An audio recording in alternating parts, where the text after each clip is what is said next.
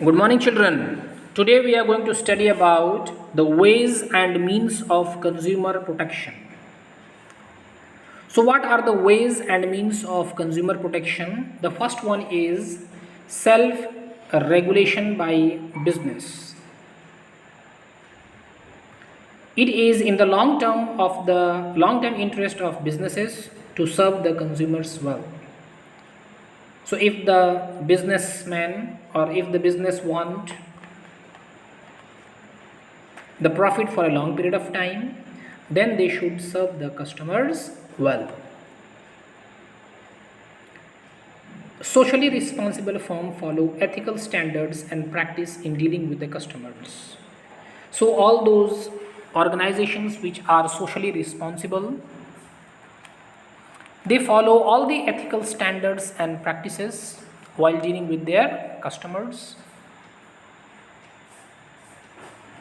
and thus these businesses self regulate for the consumer protection. Many firms have set up their consumer services and grievance cell to redress the problem and grievances of their consumers. So we can see that many good companies are there, many good organizations are there which have set up their customer service and also the grievance cell, so that the problems and grievances of the consumers can be easily solved by the company itself. Now, second ways and means of consumer protection is business associations.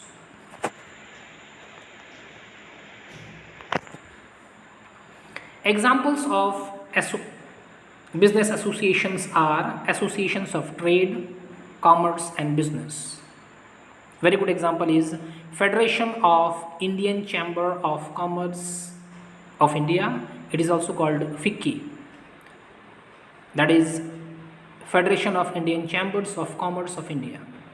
And also the second very important trade association is Confederation of Indian Industries, CII. So these two are the very important business associations which also helps in the consumer protection.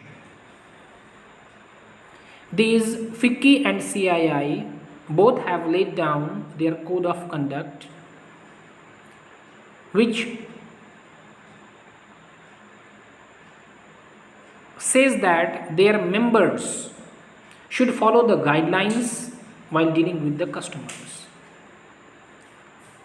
So FICCI and CII are the business associations and they have laid down their code of conduct, and this code of conduct is laid down for their members so that they should follow the guidelines in dealing with the consumers. The third ways and means of consumer protection is consumer awareness.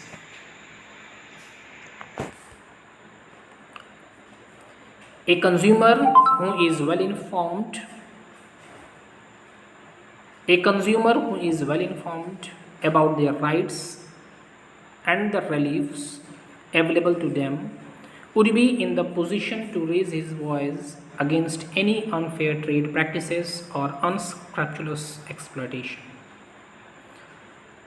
So the consumer should be made well aware and informed about their rights and also about their reliefs, so that they can raise their voice against any unfair trade practices or any type of exploitation from the producer or seller. This enables the consumers to understand their responsibility and to safeguard their interest. So as a result, with this awareness, with the well information about the rights and the reliefs, the consumers will be able to understand their responsibilities and to safeguard their interest. The fourth ways and means of consumer protection is consumer organizations. Consumer organization forces the business firms to avoid malpractices and exploitation to the consumers by educating them. We have already studied about the rules of the consumer organizations. and through that way which we have learned, they can stop the malpractices and exploitation of the consumers. And then the fifth one is the government. The most important of these regulation is the Consumer Protection Act. So the Indian government have passed a Consumer Protection Act 1986, and this act provides the three-tier machinery at the district level, state level and the national level for the redressal of the consumer grievances, which we have studied in the previous videos. So government has made a very strict rules and regulations. An act was passed that is called the Consumer Protection Act 1986, and this act provides the three-tier machinery, district level, state level and national level, so that the consumer can file a complaint and get the